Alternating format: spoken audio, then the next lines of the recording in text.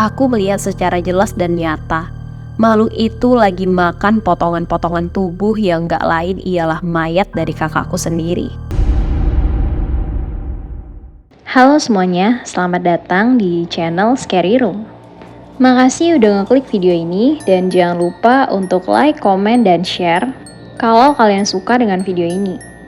Juga support kita dengan cara subscribe dan aktifkan lonceng notification untuk dapat notif setiap kita update video baru. Dan buat kalian yang pengen berbagi cerita horor, silahkan kirimkan ke email yang sudah kita taruh di kolom deskripsi. So, without any further ado, let's enjoy your horror experience with us.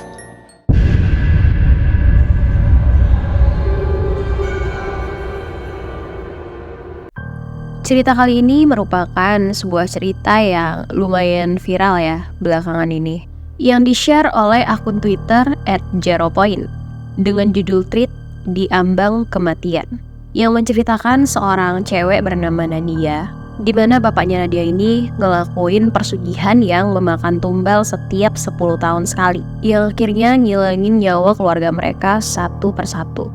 Dan kabarnya si Nadia, yaitu pengirim cerita ini, udah ngilang tanpa kabar bahkan sebelum cerita ini selesai. Buat kalian yang pengen baca langsung tweetnya, silahkan klik link yang sudah kita sertakan di kolom deskripsi. So, tanpa berlama-lama lagi, langsung aja kita dengerin ceritanya. Halo, namaku Nadia, seorang anak bungsu dari 2 bersaudara. Aku memiliki kakak laki-laki yang jarak usianya lebih tua 4 tahun dariku. Meski kami sering bertengkar, tapi dulu kakak telah mengajarkan banyak hal padaku, yang mana sampai sekarang telah menjelma menjadi suatu kebiasaan. Misalnya, tutup mata dan telinga ketika dia datang. Dia yang kumaksud ialah makhluk bengis yang selalu meneror kami sejak kecil. Tubuhnya manusia, namun kepalanya berwujud kepala kambing dengan tanduk-tanduk meruncing, mata merah menyala, dan telapak tangan besar lengkap dengan kuku hitam panjang yang mana nampak lebih tajam daripada pisau. Makhluk itu yang telah merenggut keutuhan keluargaku, dan dia selalu datang pada setiap malam Selasa dan beberapa malam-malam tertentu. Kalau kalian bertanya, apakah makhluk itu sampai sekarang masih suka datang? Iya, dia tidak pernah absen menyiksaku. Dan bahkan ketika menulis ini, aku merasa seperti diawasi oleh banyak mata-mata yang tak terlihat di berbagai arah. Sebenarnya aku bingung dari mana harus mulai cerita. Rasanya kayak udah terlalu banyak, menumpuk, ruwet, dan takut. Aku benar-benar merasa sendirian sekarang menghadapi situasi ini. Di saat Bapak seolah juga pasrah menyerahkanku pada dia. Jadi, maaf ya kalau ceritanya agak lompat-lompat. Kami tinggal di salah satu kota besar di Jawa Timur. Dulu, keluargaku bisa dibilang keluarga yang bahagia banget. Semuanya nyaris terasa sempurna. Memiliki kedua orang tua yang lembut, mengayomi, tak pernah kasar, dan pejuang keluarga. Bapak dan ibu adalah pedagang di pasar. Dari toko kecil, kemudian merambat pesat sampai punya toko besar. Jadi distributor sembako ke warung-warung yang menyebar sampai ke kota seberang. Perkembangan usaha keluargaku amat pesat dalam waktu yang terbilang singkat. Wah, orang tuaku hebat. Setidaknya dulu aku pernah berpikir seperti itu. Kami tinggal di salah satu kawasan perumahan. Di antara rumah-rumah lain, hanya rumah kamilah yang satu-satunya paling sibuk karena tidak pernah berhenti merenovasi. Kayak ada aja yang dibenerin atau diganti. Sampai-sampai bentuknya terus berubah, jadi gak karuan. Aku lupa tahun berapa persisnya. Rumah kami mulai melakukan renovasi secara terus-menerus. Namun seingatku itu terjadi mulai awal tahun 2000-an. Waktu itu aku masih kecil. By the way, aku kelahiran tahun 97. Di saat ekonomi meroket, namun justru hubungan keluarga kami menjadi terasa tak seerat dulu. Sewaktu masih menjalani hidup sederhana. Bapak dan ibu juga jadi sering bertengkar. Kayak nggak ada lagi tuh quality time, nonton TV bareng sebelum tidur. Bapak juga jadi temperamental. Kami satu keluarga dilarang bersih-bersih rumah. Kalau aja ada salah satu dari kami yang ketahuan mengepel lantai, Bapak pasti langsung marah-marah dan ngucap, "Kamu mau mati?" Itulah yang membuat rumah kami nampak besar, namun kotor dan lebih cocok disebut kandang dibanding rumah. Kadang aku pun malu kalau setiap ada teman yang main ke rumah. Jadi serba salah. Awalnya semua baik-baik aja, sampai suatu ketika ibu menjadi aneh. Ibu jadi sering melamun, pandangannya sering kosong, dan ibu mulai sakit-sakitan. Setiap malam di atas jam 12, ibu selalu melindur. Tidur sambil berjalan ke arah halaman belakang. Cuma diam aja. Lihat natap ke arah pohon jambu yang ada di belakang rumah. Kadang juga melindur jalan keluar rumah. Tapi cuma jongkok di teras melamun dengan tatapan kosong. Ibu sering berteriak-teriak histeris. Ketakutan seperti disergap makhluk yang mana hanya dia sendiri yang bisa melihatnya. Waktu itu kami berpikir mungkin itu dampak dari demam ibu. Sampai tak lama berselang, aku melihat bapak bawa 2 kepala kambing hitam. Tapi ketika ditanya sama kakak, bapak malah balik marah dan nyuruh kami semua masuk kamar. Sejak saat itu, aku masih ingat kata-kata terakhir yang sering diucapkan sama ibu ke aku dan kakak. "Maafin ibu ya, kalian harus nurut sama bapak, biar kalian hidup selamat." Seringkali ibu nangis setiap ngucapin itu, yang bikin aku dan kakak juga jadi ikutan nangis. Setelah itu, sakit ibu semakin parah. Demamnya sering buat dia sampai kejang-kejang. Sampai hari mengerikan itu terjadi. Kami sedang makan di ruang tengah, yang tak memiliki sekat dengan dapur. Waktu itu, ibu tiba-tiba bilang haus, terus mau mengambil minum ke belakang. Tapi ibu malah masak air di panci besar. Aku mengira mungkin ibu mau mandi air hangat. Namun yang dilakukan ibu justru membuat aku menjerit histeris. Aku melihat dengan mata kepalaku sendiri. Ibu berdiri di depan kompor. Dia membuka tutup panci yang airnya sudah menggolak mendidih. Setelah itu, secara mengejutkan, ibu mencelupkan kepalanya sendiri ke dalam air mendidih yang masih berada di atas kompor yang menyala tersebut. Kami berteriak. Bapak sigap berlari menghampiri ibu. Namun, ketika kepala itu ditarik paksa dari dalam panci sampai tubuhnya terjatuh ke lantai, ibu nampak kejang-kejang dan tanpa bola mata hitam. Alias, matanya putih semua. Di situ ibu meninggal dengan cara yang mengenaskan. Di depan anak-anaknya. Tahun 2002, ibu meninggal. Setelah kepergian ibu, rumah kami mulai semakin banyak teror yang menjadi-jadi. Dan kami mulai dihantui oleh makhluk kepala kambing yang mana kehadirannya telah diundang. Kematian ibu dan bagaimana cara dia meninggal masih terus terngiang-ngiang di kepalaku. Itu merupakan duka pertama, sekaligus menjadi awal mula dari petaka yang menimpa kami.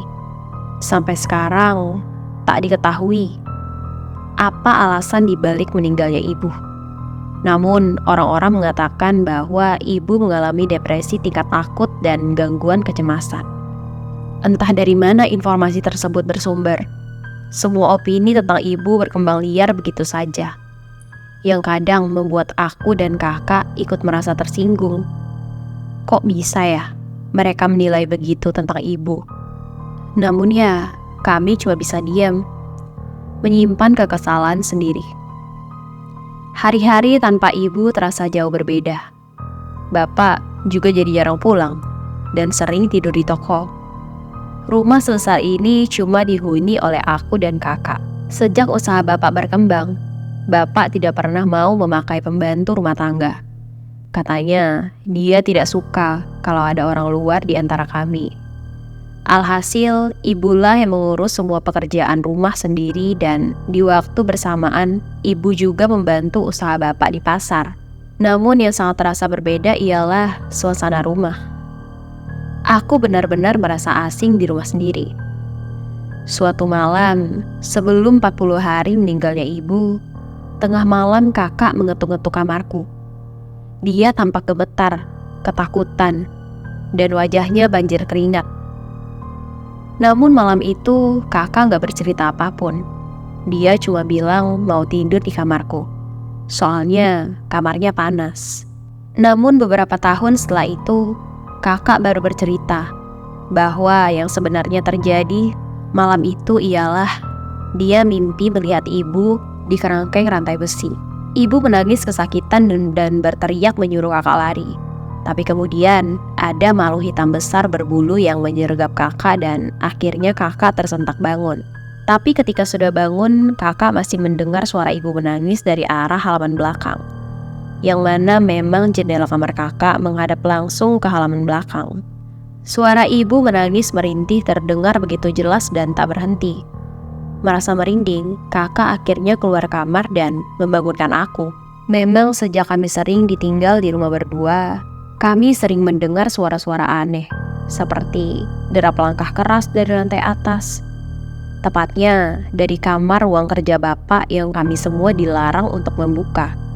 Apalagi masuk ke dalam ruangan tersebut. Suara benda-benda terjatuh sendiri, suara orang menangis. Kakak juga pernah melihat sosok seperti kuntilanak yang merayap di jendela kamarnya. Kuntilanak itu katanya tersenyum lebar dengan mata melotot menatap ke arahnya. Hampir setiap malam kami sering mendengar suara kambing dari arah rumah belakang. Padahal kami tinggal di perumahan yang bisa dibilang elit. Tak ada satupun tetangga yang memelihara kambing. Sampai-sampai aku juga pernah beberapa kali ditanya sama tetangga yang menduga kami memelihara kambing di rumah. Karena ternyata tetangga-tetangga kami juga mengakui sering mendengar suara kambing setiap tengah malam sampai waktu menjelang subuh. Tahun demi tahun kami tak punya pilihan selain terus melanjutkan hidup. Berupaya terbiasa dengan segala keanehan-keanehan di rumah. Dan bapak yang setiap hari Senin selalu saja melakukan ritual di ruang kerjanya dengan membawa kepala kambing hitam. Bisnis bapak memang semakin maju. Bapak juga dapat banyak proyek-proyek lain. Tak memungkiri aku pun ikut menikmati segala fasilitas yang bapak kasih. Dan itu memang lebih dari kata cukup. Bapak juga sering bersedekah ke masjid dan ke panti-panti. Setidaknya itu hal positif yang aku lihat dari bapak yang secara nggak langsung membantu aku menampik segala pemikiran buruk tentang bapak. Sampai pada 2012, pertengkaran hebat terjadi antara kakak dan bapak. Waktu itu kakak mengamuk tak terkendali, sampai bawa-bawa pisau dan mengancam mau membunuh bapak. Aku melihatnya tentu cuma bisa menangis sembari berusaha sekuat tenaga menahan kakak agar tidak kelepasan. Kamu bunuh ibuku, sekarang gantian. Aku terkejut dengan kata-kata kasar yang berulang kali diteriaki oleh kakak ke bapak. Kakak tersulut emosi seperti orang kesetanan. Sedangkan bapak hanya berdiri terdiam tanpa melakukan perlawanan apapun. Seolah mengakui perbuatannya. Bapak tiba-tiba menangis. Dia bilang, "Iya, seharusnya bapak yang mati, bukan ibumu." Bapak menjelaskan kalau selama ini dia melakukan persugihan atas persetujuan ibu. Mulanya, perjanjian itu tidak meminta tumbal manusia. Hanya ritual dan penyerahan kepala kambing hitam sebagai pengganti tumbalnya. Tapi nggak diduga oleh bapak. Tiba-tiba dia mendapat mimpi kalau iblis itu meminta tumbal dari orang yang paling disayang oleh bapak. Dia meminta salah satu dari anak-anak bapak, yaitu aku dan kakak. Namun ibu menolak. Kemudian ibu menawarkan diri untuk menjadi pengganti kami, sampai ibu meninggal secara tragis begitu. Bapak nyesal, maafin bapak, Aku nggak tahu gimana menyikapi keadaan yang mengejutkan itu. Aku terlalu kaget dengan semua yang baru aja aku dengar. Satu-satunya yang bisa aku lakukan sebagai anak usia 15 tahun waktu itu cuma nangis. Beberapa hari setelah itu, kakak nggak pulang ke rumah. Nggak tahu dia lagi pergi kemana. Aku cuma sendirian. Ngobrol sama bapak pun hanya sekedarnya saja. Sampai bapak akhirnya mencari kakak yang menginap di rumah temannya, lalu memintanya untuk pulang. Bapak mengumpulkan kami. Di situ dia mengakui kesalahannya dan dia menjelaskan kalau tidak memiliki pilihan selain melanjutkan apa yang udah dia mulai. Kalian berdua sudah dewasa. Bapak nggak ingin ada korban lain selain ibu. Pada inti dari pembicaraan itu, Bapak secara nggak langsung meminta kami untuk menerima kenyataan menyedihkan sekaligus mengerikan itu. Bapak meminta kita untuk membantu Bapak melanjutkan ritual dan menjaga rahasia keluarga ini agar kami semua selamat dan tidak ada tumbal lagi. Kami pun terpaksa melanjutkan hidup sesuai dengan apa yang diminta Bapak. Gimanapun aku, kenyataan yang harus kami hadapi ialah ini semua telah terjadi dan nggak bisa diubah. Aku dan kakak juga nggak mau ada korban tumbal lagi yang menyusul seperti ibu. Jadi ya, mulai hari itu kami bukan hanya sekedar tahu, melainkan juga ikut membantu Bapak setiap kali Bapak melakukan ritual, renovasi rumah, termasuk menjaga rumah tetap kotor. Di situ kami tahu kalau Bapak selalu mengubur kepala kambing bekas penumbalannya di halaman belakang rumah. Ingatanku langsung tertuju pada suara-suara kambing yang kami dan para tetangga dengar setiap malam sampai menjelang subuh. Semakin hari, semakin banyak serangga, bahkan kalajengking yang gak tahu dari mana sumbernya, tapi seperti keluar dari sela-sela lantai. Habis itu Bapak langsung mengganti semua keramik dalam rumah. Sumpah, rumah benar-benar menjadi gak nyaman banget. Rumah yang seharusnya jadi tempat tenang, malah setiap hari rasanya selalu was-was. Sama hal buruk apalagi ya Tuhan yang akan menimpa kami. Dan benar saja, meski kami telah berusaha untuk memenuhi kemauan Bapak dalam membantu setiap ritual, tapi yang dikhawatirkan tetap saja terjadi. Beberapa bulan setelah itu, masih di tahun yang sama 2012, kakak meninggal secara mendadak dengan sekujur tubuh membiru dan mata mendelik ke atas seperti orang tercekik. Sempat dibawa ke dokter ketika kakak masih kejang-kejang. Namun ternyata kakak sudah meninggal sejak di perjalanan ke rumah sakit. Dokter bilang penyebab kakak meninggal ialah karena penyumbatan pembuluh darah yang kemudian berdampak ke paru-paru dan jantung. Sepengetahuanku, kakak adalah orang yang paling jarang sakit di antara kami. Jadi, itu semua tidak masuk akal. Dan lagi-lagi, aku cuma bisa nangis. Hari itu aku benar-benar membenci Bapak. Tapi sehabis itu, aku justru mengalami banyak kejadian-kejadian yang aneh dan teror yang bikin aku sulit tidur. Seolah aku jadi bisa melihat mereka yang tak kasat mata. Nggak lama setelah kematian kakak, untuk pertama kalinya aku bertemu dengan makhluk kepala kambing itu. Satu hal yang nggak pernah aku bayangkan semasa hidup ialah ketika hidupku seperti sudah tidak memiliki batas dengan mereka yang tak kasat mata. Aku jadi bisa mendengar suara-suara aneh, tapi nggak ada wujudnya. Tapi kadang aku bisa melihat sosoknya. Tapi ketika makhluk itu seperti berbicara kepadaku, aku tidak bisa mendengar suaranya. Aku nggak tahu kenapa semua itu bisa begitu. Tapi yang pasti, hidup tanpa batas dengan mereka benar-benar membuat aku seperti orang gila yang nggak bisa membedakan mana halusinasi dan mana realita. Aku sempat berpikir kejiwaanku terganggu. Aku minta sama Bapak untuk ke psikolog, namun sama sekali nggak ada perubahan. Yang ada malah kian hari mereka terus menggangguku sampai aku sakit, demam tinggi dan hampir 1 bulan tidak mau ke sekolah. Aku merasa menjadi manusia paling aneh ketika melihat mereka, yang orang lain gak lihat. Dan itu benar-benar susah banget buat bisa berpura-pura jadi orang normal seperti dulu. Kalau aku ceritain satu persatu gangguan yang aku alami, nanti tulisan ini jadi kepanjangan. Jadi aku ceritain mereka, makhluk bengis yang berkaitan dengan persugihan yang Bapak lakukan saja.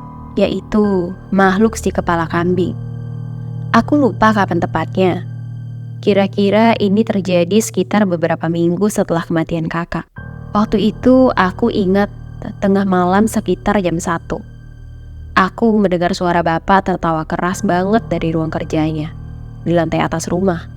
Saking kerasnya, itu sampai buat aku kebangun dari tidur. Aku coba bodo amat terus lanjut tidur. Tapi aku mendengar suara langkah orang lari-lari kenceng dan terdengar ramai serentak. Aku penasaran karena itu ngeganggu tidur banget. Jadi aku keluar buat meriksa apa yang lagi bapak lakuin. Pas aku keluar kamar, langsung kecium bau dupa dan kemenyan yang menyengat di hidung. Ritual apa kok rame-rame? Pikirku. Aku beraniin diri naik ke lantai atas. Pas sampai depan ruang kerja bapak, aku mendengar suara nafas berdengus kasar dan temponya cepat. Awalnya aku ragu-ragu buat buka ruangan itu, karena teringat pesan bapak untuk jangan coba-coba masuk ke ruang kamar itu. Tapi suara yang aku dengar itu semakin keras.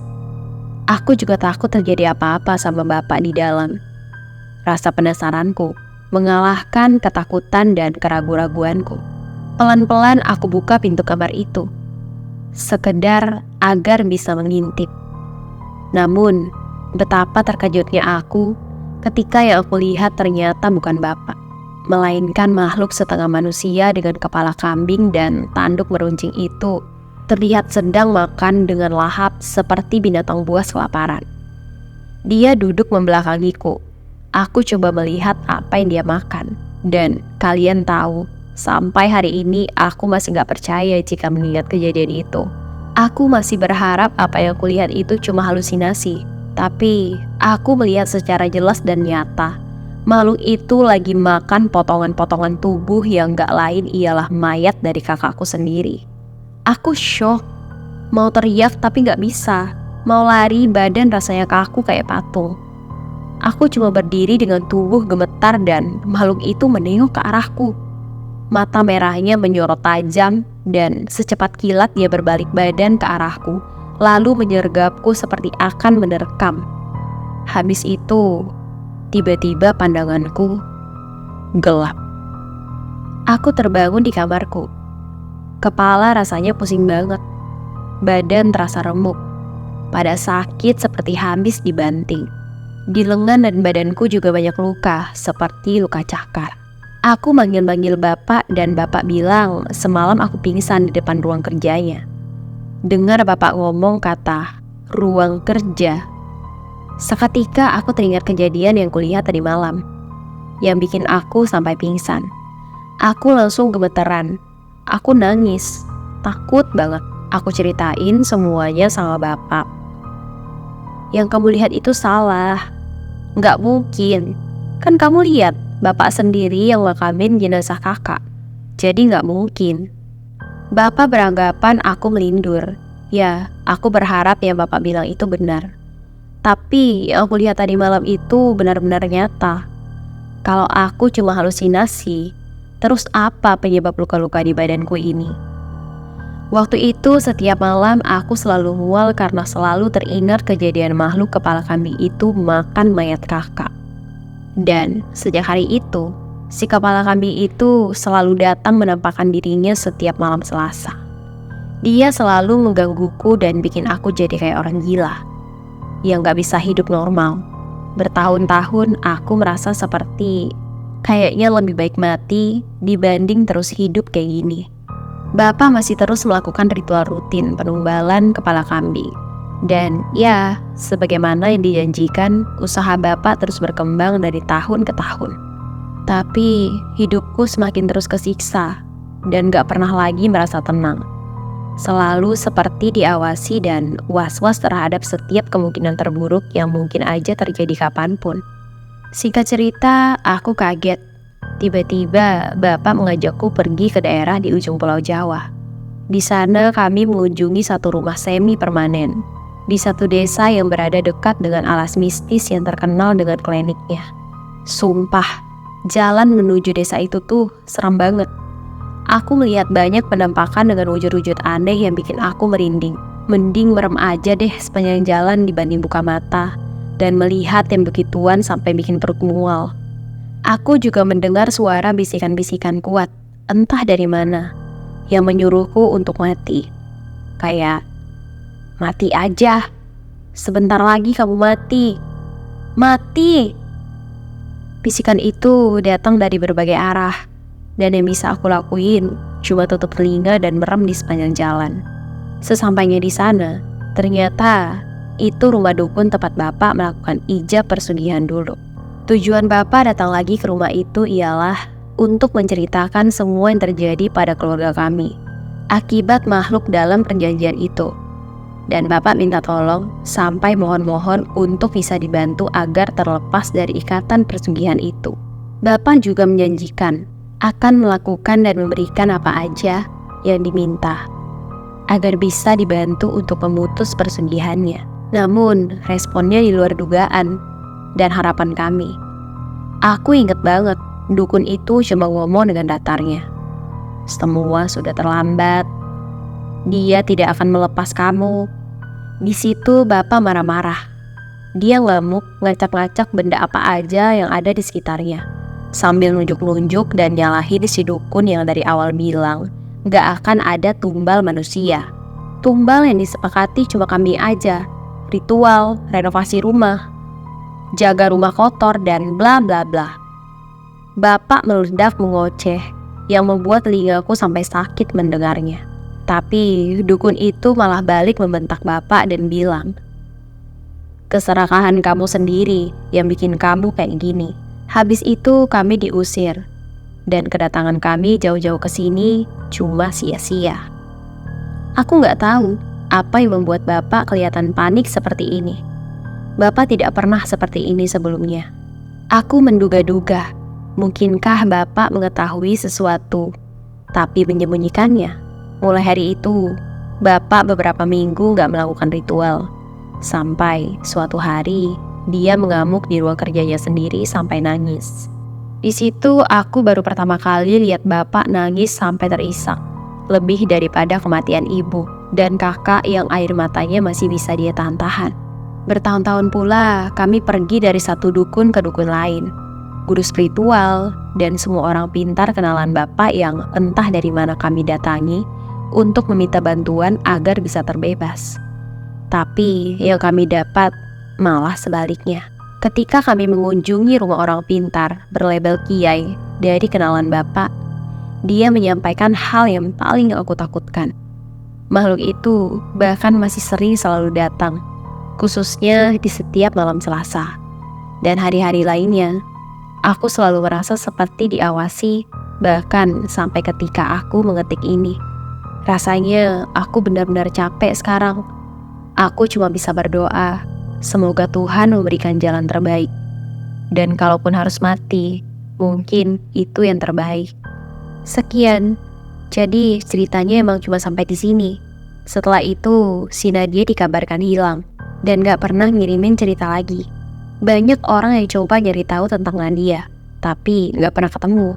Kalau kita tarik alur tumbalnya, ibunya Nadia meninggal pada tahun 2002, kakaknya 2012. Berarti setiap satu anggota keluarga mereka tuh diambil 10 tahun sekali. Dan harusnya tumbal selanjutnya di tahun 2022 kemarin.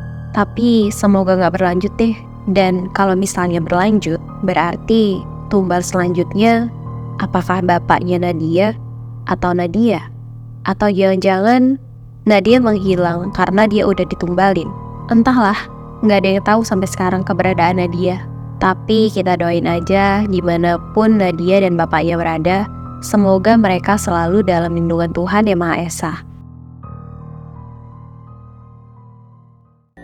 Demikian cerita kali ini, dan bagi yang baru bergabung, jangan lupa untuk like, comment, share, dan subscribe channel kita. Dan tentunya jangan lupa untuk selalu aktifkan lonceng notification agar kalian dapat notif setiap kita update video baru. Buat kalian yang pengen berbagi cerita, silahkan kirim ke alamat email kita yang sudah kita taruh di kolom deskripsi. And I'll see you guys on the next video. Bye-bye!